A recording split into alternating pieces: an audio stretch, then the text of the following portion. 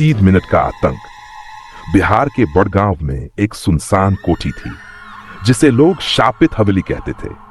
कहते हैं जो भी रात के 12 से 1 बजे तक वहां रुका वह या तो पागल हो गया या फिर कभी वापस नहीं आया। जांच का फैसला। रवि और उसके दोस्त अमित ने इस रहस्य को सुलझाने का फैसला किया। गांव वालों ने डरकर उन्हें रोका लेकिन वे नहीं माने। वे रात के 5:30 बजे कोठी में घुसे और जैसे ही घड़ी ने 12 बजाए वहां अजीब घटनाएं शुरू हो गई। अजीब आवाजें। एक कमरे में से किसकी के हंसने और रोने की आवाजें आ रही थीं। जैसे ही रवि ने दरवाजा खोला वहां कुछ नहीं था, सिर्फ जमीन पर जली हुई तस्वीरें पड़ी थीं। परछाइयां और फुसफुसाहट। अचानक दीवारों पर अजीब साए नाचने लगे। किसी ने अमित के कान में फुसफुसाया, भागो वरना तुम भी मारे जाओगे। अमित ने डर कर रवि का हाथ पकड़ा लेकिन तभी पीछे से किसी ने तेज आवाज में उनका नाम पुकारा। वे दोनों घबराकर मुड़े लेकिन वहां कोई नहीं था। हवेली का डरावना अतीत।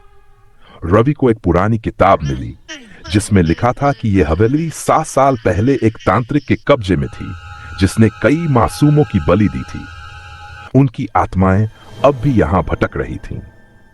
अमित ने जैसे ही किताब को छुआ हवेली के अंदर जमीन हिलने लगी। दूर से किसी के चिल्लाने की आवाजें आने लगीं। ऐसा लग रहा था मानो हवेली में कैद आत्माएं आजाद होने की कोशिश कर रही थीं। मौत करीब थी। अचानक हवा तेज चलने लगी, खिड़कियां जोर से पटकने लगीं और सामने एक भयानक परछाई प्रकट हुई। उसकी आंखें जल रही थी और वह जमीन से कुछ इंच ऊपर हवा में तैर रही थी। उसने डरावनी आवाज में कहा, तुमने गलती कर दी यहां आने की, अब कोई नहीं बचा सकता। अमित ने भागने की कोशिश की लेकिन उसका पैर किसी ने पकड़ लिया।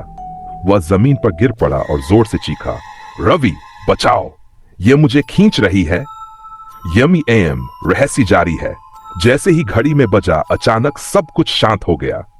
हवेली की खिड़कियां खुल गई और हवा में तैरती वह आत्मा गायब हो गई।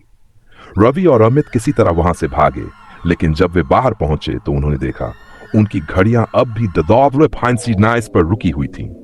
रवि कांपते हुए बोला, अमित क्या सच में सब खत्म हो गया?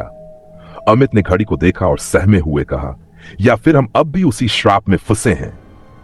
क्या वे सच में बच गए थे या फिर उस हवेली का श्राप अब भी उनके साथ था?